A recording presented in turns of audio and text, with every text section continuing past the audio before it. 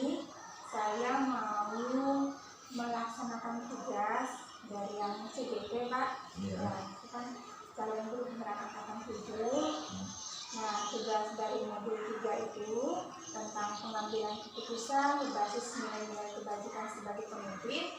Saya diberi tugas. Nah, tugas-tugasnya itu akan mewawancarai Bapak sebagai pemimpin di sekolah ini, di SDN 11 ini. Nah, tentang pengalaman Bapak selama menjabat sebagai pemimpin di sekolah, tentang menggali pengalaman-pengalaman tentang pengambilan keputusan yang berkaitan dengan nilai-nilai kebajikan yang berhubungan dengan dilema etika. Nah, jadi di sini nanti saya akan memberikan beberapa pertanyaan, ya Pak. Jadi beberapa pertanyaan nanti yang berkaitan sama pengambilan nilai keputusan. Ya, jadi ini Pak, pertanyaan yang pertama, selama Bapak menjabat ya sebagai pemimpin, bagaimana Bapak dapat mengidentifikasi kasus-kasus yang merupakan dilema etika atau rujukan moral, Pak? Ya, terima kasih. Bismillahirrahmanirrahim. Mungkin memang sebagai pemimpin itu atau sebagai kepala sekolah banyak hal yang ditemukan. Salah satu di antaranya mungkin kasus-kasus yang dilematik atau kasus yang merupakan pertimbangan untuk memilih suatu keputusan yang sama-sama baik. Di antaranya yang pertama, ya saya lebih mengutamakan yang sangat urgen, sangat mendasar dari berbagai hal, dan tidak mengabaikan juga pendapat-pendapat atau nilai-nilai yang lain yang telah diberikan atau teman-teman ajukan, atau tingkah laku atau perbuatan atau sikap yang semuanya kita akomodir untuk diberi alternatif dan pilihan. Yang jelas pilihan yang diutamakan adalah pilihan yang urgen, yang mendasar untuk kepentingan bersama. Kemudian juga tentunya dalam mengambil keputusan pastilah sesuai dengan norma-norma atau nilai-nilai yang luhur, yang tidak merugikan teman. Yang pasti keputusan berdasarkan fakta dan realita yang sama-sama menguntungkan untuk kepentingan sekolah dan tidak menyakiti dan merugikan teman yang tidak kita akomodir pendapat atau sarannya. Saya rasa itu yang untuk yang pertama. Melihat dulu persoalannya. Kemudian Pak, selama Bapak menjalankan pengambilan keputusan itu, terutama untuk kasus-kasus di mana ada dua kepentingan yang sama-sama benar atau sama-sama mengandung nilai kebajikan, itu bagaimana cara menjalankan pengambilan keputusan? Iya, pastilah itu yang dilematik seperti itu memerlukan keputusan yang mungkin saya ambil pasti dilihat dari segi positifnya dulu, dari segi manfaatnya dulu, dan mungkin juga lebih mengedepankan kepentingan sekolah, kepentingan orang banyak, sehingga tidak menimbulkan hal-hal yang merugikan, tetapi juga tetap menjunjung tinggi nilai-nilai moral, etika kepada teman-teman yang mungkin sama-sama ingin pendapatnya diakomodir, tapi pasti bertahap. Untuk yang pertama yang lebih urgen, nanti kemudian nanti yang belum tertampung mungkin pada tahap berikutnya, atau diberikan pengertian supaya ya paling tidak mereka tidak kecewa dan sebagainya, tapi tetap mengakomodir semuanya, dilandasi dengan ya pengertian dan saling percaya. Kemudian itu langkah-langkah atau prosedur seperti apa yang biasanya Bapak lakukan selama ini, Pak? Yang pertama sih pastilah kalau prosedurnya kita mempertimbangkan masalah apa dulu dari permasalahan yang kita hadapi. Yang kedua mungkin siapa orang-orangnya yang terlibat ya, untuk menanganinya atau menyelesaikan masalahnya ataupun untuk mengambil kebijakannya. Yang kedua, yang ketiga yaitu ya pasti mengumpulkan fakta-fakta di lapangan atau fakta-fakta yang kita dapat lihat. Mungkin yang terakhir ya menganalisis masalah yang paling penting. Dan kita analisis melalui pertimbangan-pertimbangan yang menurut kita objektif, baru saja diputuskan masalahnya. Ya keputusan ini pastilah keputusan yang saya pernah jawabkan untuk secara pribadi maupun secara bersama. Berarti namanya Iya. data dulu Iya, ya, iya pasti. dan Iya. masalahnya, Iya. kemudian cari fakta-faktanya, baru lagi analisis, baru diputuskan cari solusinya ya.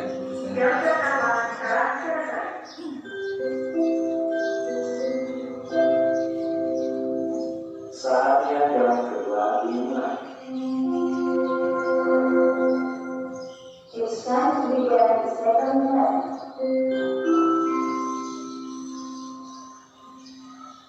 Lanjut aja nih Pak. Ya. Jadi dari langkah-langkah itu hal-hal apa saja yang selama ini Bapak anggap efektif gitu dalam mengambil keputusan pada kasus-kasus yang berkaitan sama dilema etika, gitu. Yang benar sama benar. Pasti saya pertama ya musyawarah lah, menerima masukan, saran dan pendapat teman-teman untuk mendengarkan penjelasan-penjelasan berkaitan dengan masalah agar masalah itu pertama dapat kita atasi dan dapat kita beri solusi dari masukan teman-teman. Yang jelas sebagai kepala sekolah pastilah keputusan terakhirnya di kepala sekolah. Ya. Kemudian hal-hal apa saja yang selama ini itu bagi Bapak itu tantangan dalam pengambilan keputusan pada kasus-kasus yang dilema etika, jadi Tantangannya sih sebenarnya memang tantangannya banyak. Pertama, tantangan kita adalah merubah mindset teman-teman dulu untuk merubah suatu yang baru, ya, yang sama-sama baik. Mindset itu tentunya merubah mindset itu tentunya melalui penjelasan, melalui keterangan-keterangan maupun informasi-informasi, meyakinkan teman bahwa perubahan itu harus kita lakukan. Contoh yaitu mungkin kita kurikulum Merdeka ini tentunya teman-teman beralih dari kurikulum 13 perlahan-perlahan ke kurikulum Merdeka. Itu sama-sama baik, tetapi mindset kita harus berubah.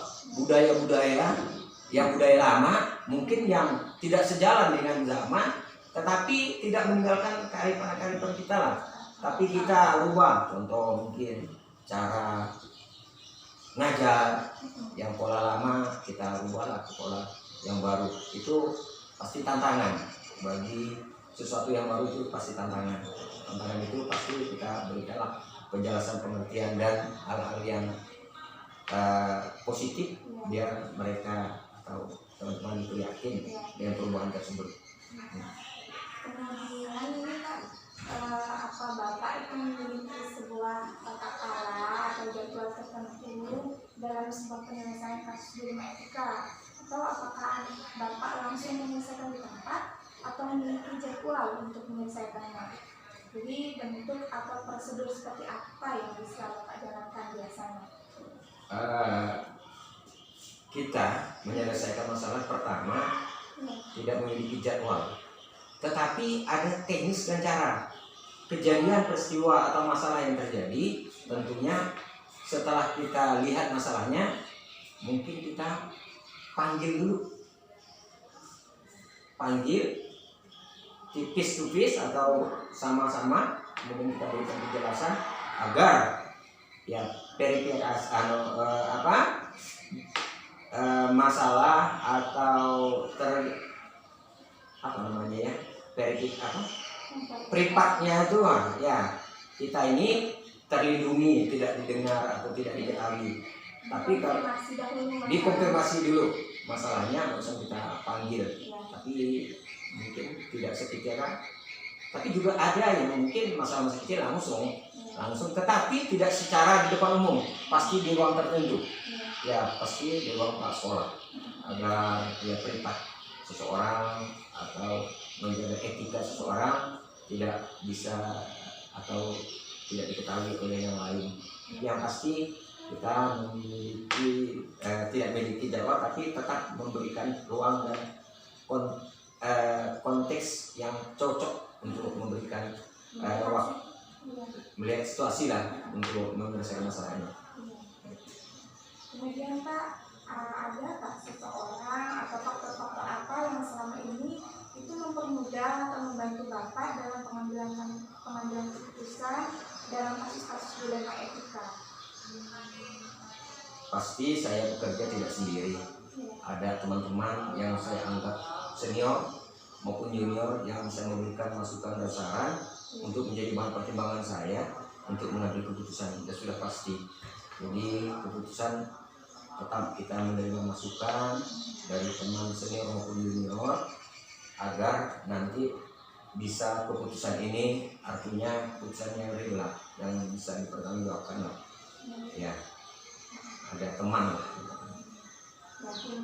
Menerima masukan Iya, yang dapat iya dari teman-teman. teman-teman dulu, barulah Bapak bisa mencari solusinya. Iya. Nah ini yang terakhir nih Pak. Jadi dari yang semua yang Bapak sampaikan tadi itu sangat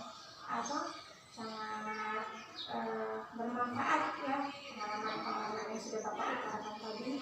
Nah dari yang sudah disampaikan tadi, kira-kira pembelajaran apa yang bisa Bapak petik dari pengalaman Bapak tadi dalam pengambilan keputusan dilema etika tadi? Iya.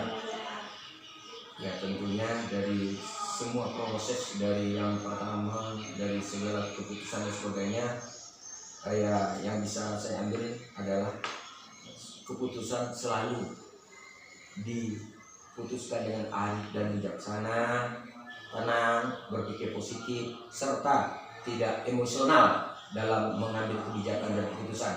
Pasti dengan hati yang ikhlas dan perasaan yang tenang dan bahagia, insya Allah keputusannya akan keputusan yang lebih baik. Itu saya rasa.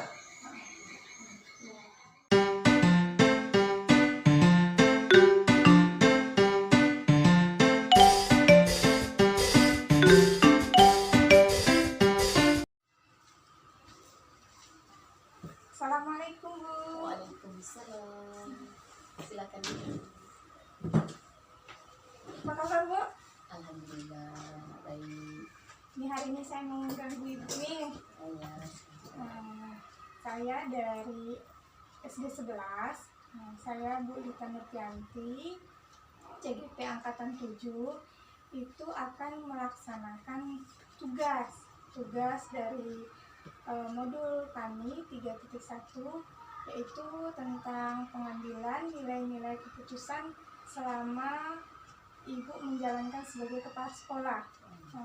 Jadi tujuan saya ke sini akan mewawancarai Ibu mengenai bagaimana praktik pengambilan keputusan Ibu selama menjadi kepemimpin yang berkaitan dengan nilai-nilai kebajikan, ya, atau yang biasanya kan saling bersinggungan antara kasus dilema etika.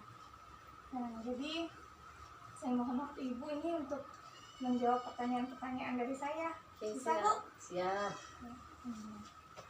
Ya, jadi ini yang pertama ini Bu Nining kan? Iya. Bu Nining, selama Ibu menjabat sebagai kepala sekolah di SD Muhammadiyah ini, bagaimana cara Ibu mengidentifikasi kasus-kasus yang merupakan dilema etika atau bujukan moral? Kalau untuk identifikasi, biasanya memang ada beberapa hal yang dilakukan oleh kami bersama Dewan Guru. Ini biasanya melalui rapat rutin setiap bulannya. Ya, Jadi dari rapat rutin setiap bulan, di situ kita akan melihat apa yang menjadi persoalan-persoalan yang ada di kelas yang sedang dialami oleh guru. Jadi ada beberapa kasus yang terkait dengan dilema etika ini gitu ya, yang memang cukup berat dalam mengambil keputusannya. Jadi identifikasi yang kita lakukan adalah dengan mengumpulkan informasi dari setiap wali kelas dan guru mapel yang mengajar di setiap kelas itu. Begitu Jadi ya Bu. seperti itu. Jadi mencari tahu dulu ya Bu. Ya, jadi ada apa nih? Ada masalah apa nih ada di kelasnya. Kemudian setelah kita dapat itu baru kita lihat masalah ini ada kaitan dengan dilema etika atau masalah-masalah lainnya. Jadi ada yang harus kita selesaikan secepatnya gitu, mungkin sesuai dengan waktu atau keadaan. Jadi terus Bu, selama ini tuh bagaimana cara Ibu menjalankan pengambilan keputusan, terutama ini untuk kasus-kasus di mana jika ada dua kepentingan ini yang sama-sama benar atau sama-sama mengambil nilai kebajikan. Jadi bagaimana cara Ibu mengambil keputusannya? Ya, jadi memang ini berat gitu ya, sebagai seorang pemimpin memutuskan ini berat. Tentunya memang kita tidak boleh berlepas diri dari peran serta seluruh komponen yang ada di sekolah. Jadi memang ini perlu dipersiapkan bersama duduk satu meja gitu. Jadi sehingga kita apa yang menjadi keputusan atau menjadi kegalauan kita tentang kasus-kasus yang ada di sekolah, apalagi ini tentang dua kepentingan yang memang sama-sama akan sulit kita putuskan gitu ya. Jadi ada kasusnya, kalau kami itu ada anak yang tidak naik kelas, tapi dari sisi lain dia itu berkebutuhan khusus begitu. Jadi ada juga yang karena keadaan ekonomi dan sebagainya sehingga jadi jarang masuk. Tapi kami merasa penting untuk dia terus bersekolah gitu. Nah jadi ini yang memang dilematis sehingga memang memerlukan rapat bersama dengan seluruh dewan guru yang ada. Jadi keputusan yang kita ambil itu sudah final dan disetujui oleh seluruh dewan guru gitu. Nah, jadi itu yang kita lakukan. Memang yang pertama itu adalah memang menyatukan visi kita itu. Kita ingin membantu anak supaya tidak putus sekolah, tapi juga di sisi lain tentu juga merugikan orang lain yang memang anaknya rajin dan segala macam, yang tetap hadir di sekolah sementara anak yang bersangkutan itu jarang hadir. Tapi kita tidak boleh memutuskan harapan dia untuk tetap menerima hak dia sebagai pelajar atau sebagai warga negara Indonesia untuk mendapatkan pendidikan yang layak. Jadi kalau untuk menangani masalah-masalah yang seperti Ibu sebutkan tadi itu, jadi langkah-langkah atau prosedur seperti apa yang sudah Ibu lakukan? Waktu itu untuk menangani anak ini ya kebetulan beberapa wali kelas itu dan guru itu yang pernah mengajar menyatakan bahwa kemungkinan ini ada masalah di psikologi. Jadi kita mengundang psikolog. Gitu ya Bu. Ya, jadi sampai kepada kesana. Tapi ternyata begitu sudah dites oleh psikolog, sebenarnya tidak terlalu bermasalah. Nah, ini setelah kami telusuri ternyata memang bermasalah di pola asuh. Jadi di pola asuh ini anak yang bersangkutan itu ternyata memang harus ada reward setiap dia akan berangkat sekolah. Dia harus diberikan mainan gitu. Nah, ini yang membuat kami sulit. Kalau tidak, dia tidak akan berangkat sekolah. Tapi setiap hari akan diberikan mainan juga supaya dia berangkat sekolah. Orang tuanya juga tidak mampu. Jadi ini yang sulit. Kami tidak bisa memberikan mainan terus untuk setiap hari gitu. Nah, ini yang terjadi pada siswa bersangkutan. Tapi kemarin hasil keputusan rapat itu kalau memang dalam waktu 3 bulan tidak juga aktif, maka akan diturunkan kelasnya. Begitu. Ya. Ada persyaratnya ya? Ya, ada persyarat. Jadi ada jadi dari kemampuan, sebenarnya kami tidak melihat kemampuan peserta didik anak dari kognitif, tapi kalau secara kehadiran mungkin dia hadir terus mungkin akan dipertimbangkan. Kemudian ini hal-hal apa ya Bu yang Ibu anggap tuh efektif dalam pengambilan keputusan pada kasus-kasus yang yang berkaitan sama dilema etika tadi? Hal-hal yang Ibu anggap efektif. Oh ya, yang pertama itu tadi ada koordinasi antara seluruh dewan guru, apalagi guru yang mengajar di kelas tersebut. Yang kedua itu adalah menghubungi orang-orang yang berkompeten. Umpamanya tadi kalau ada anak dengan gangguan psikologi berarti kita akan hubungi psikolog. Kemudian kalau ada anak dengan gangguan perilaku yang lain, umpamanya lebih kepada seperti tindakan kriminal dan segala macam, kita hubungi orang-orang berkompeten, umpamanya polisi atau yang mengayomi anak-anak itu. Kemudian kalau kesehatan berarti kita hubungi orang-orang kesehatan, sehingga kerjasama ini kita mendapat pencerahan, jadi anak-anak juga tercerahkan gitu. Jadi kita tahu bahwa kalau psikologi kita tahu seperti apa sih menangani anak ini gitu. Supaya semuanya bisa bertindak efektif sesuai dengan yang kita inginkan, tidak ada pihak yang dirugikan. Jadi ada kepentingan lain yang sama-sama benar, sama-sama baik, itu tidak bersinggungan gitu. Nah jadi itu penting, pertama komunikasi tadi menghubungi ahli, kemudian berikutnya memang koordinasi atau komunikasi dengan orang tua siswa. Jadi kita memberikan kelonggaran, kemudian kita berdiskusi bagaimana mengatasi ini. Tapi kalau orang tua memang sudah tidak merespon dan segala macam, ya kami bisa apa gitu. Tapi kami usahakan untuk bagaimana bisa berbuat maksimal tadi, termasuk memberikan reward apabila dia seperti kasus yang kami alami tadi, apabila umpamanya dia dalam 3 bulan bisa berangkat sekolah terus, maka diberikan reward. Tapi ternyata kan sampai itu tidak terjadi juga. Nah jadi ini yang menjadi persoalan gitu.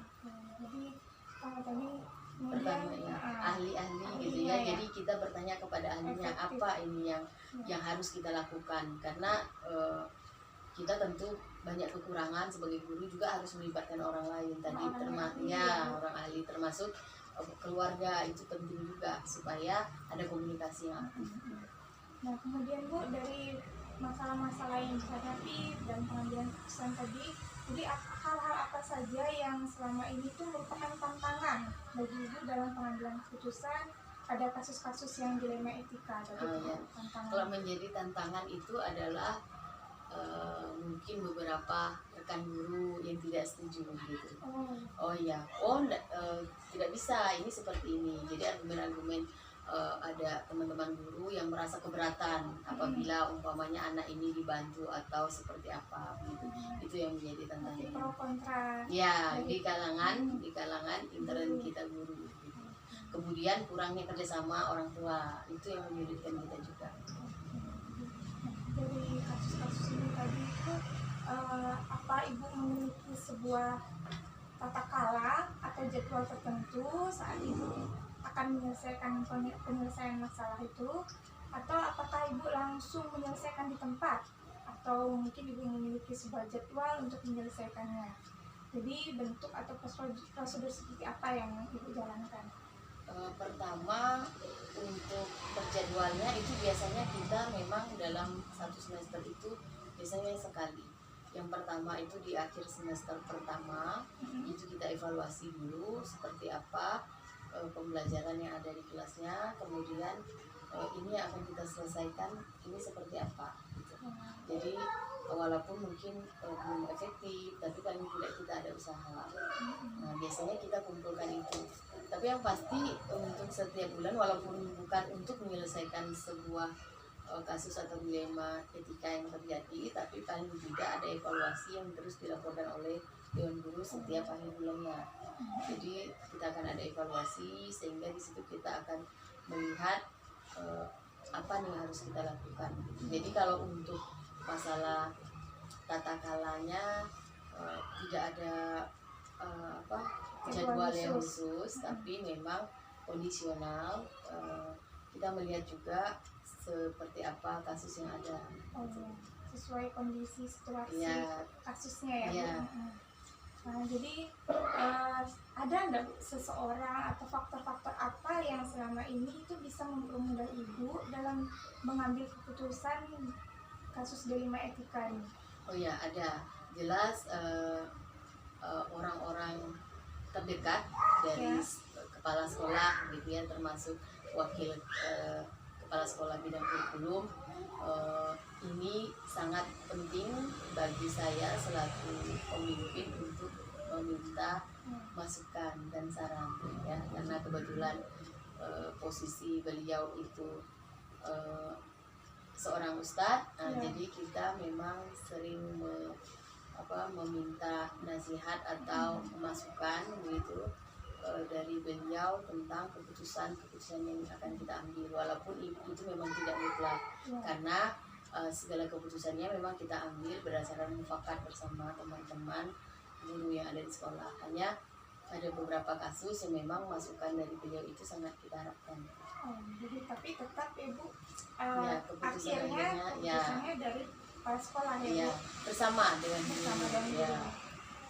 Jadi dari yang Ibu sampaikan tadi, dari pengambilan keputusan Ibu, tantangannya, dan kemudian cara penyelesaian masalahnya, menurut Ibu pembelajaran apa yang bisa Ibu ambil dari pengalaman dalam menyelesaikan keputusan-keputusan yang berkaitan sama dilema etika ini? Yang pertama itu tentunya kita harus melihat hak-hak peserta didik. Jadi mereka yang kita utamakan dulu. Jadi umpamanya tadi seperti ada yang dapat kasus, ada yang tidak hadir atau apa, kita dulu kan mencari informasi dulu apa sebabnya begitu. Kemudian baru kemudian ada treatment setelah itu, apa yang harus kita lakukan. Kemudian dirapatkan lagi program apa yang akan kita berikan untuk yang bersangkutan. Nah, jadi ini penting kita peduli. Sebenarnya dari semua itu bagaimana sebuah lembaga itu bisa peduli kepada hak-hak peserta didik. Itu sih kalau menurut saya. Jadi maksudnya hal-hal yang bisa diambil dari penyelesaian kasus ini, bahwa yang pasti yang menjadi poinnya itu bahwa anak-anak memiliki hak yang sama untuk mengenyam pendidikan sesuai dengan Undang-Undang Dasar 45. Tadi mengundang psikolog berarti mungkin ada berkebutuhan khusus Iya, ya, Bu? ya. Jadi ini hak mereka. Jadi kita harus memfasilitasi. Nah, kita yang mencari solusi supaya anak-anak ini bisa juga mengikuti pembelajaran sama seperti teman-teman yang lain. Bukan dengan mengesampingkan hak mereka.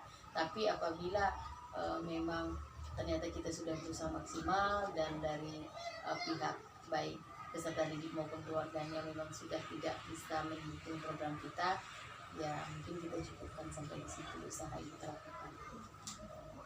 Ya, alhamdulillah Bu, pertanyaan kita ini sudah selesai, Bu. Ya. Dari apa yang sudah Ibu sampaikan itu bisa menjadi pengalaman yang baik bagi saya, Bu. Dan tadi Ibu Semoga sampaikan bermanfaat, ya bermanfaat bagi saya tadi Ibu dalam pengambilan keputusan. Ibu memberikan membuat rapat, musyawarahkan guru dengan rekan-rekan guru. Kemudian juga Ibu bekerja sama dengan bidang ahlinya ya, Bu, mendatangkan psikolog gitu untuk supaya pengambilan keputusan yang Ibu laksanakan itu bisa sesuai dengan kebutuhan peserta didik kita. Jadi harus berpihak kepada murid ya, Bu. Iya. Nah, jadi tidak keluar dari hak-hak yang dibutuhkan oleh murid kita. Mungkin terima kasih ya, Bu, sudah membantu saya dalam menggali pengalaman Ibu selama menjadi pemimpin, menjadi kepala sekolah SD Muhammadiyah ini. Semoga ini juga bisa jadi pengalaman saya ke depannya. Mungkin untuk dalam pengambilan keputusan ini menjadi pengalaman saya dalam menyelesaikan masalah-masalah ke depan. Terima kasih, Bu. Ya. Assalamualaikum warahmatullahi wabarakatuh.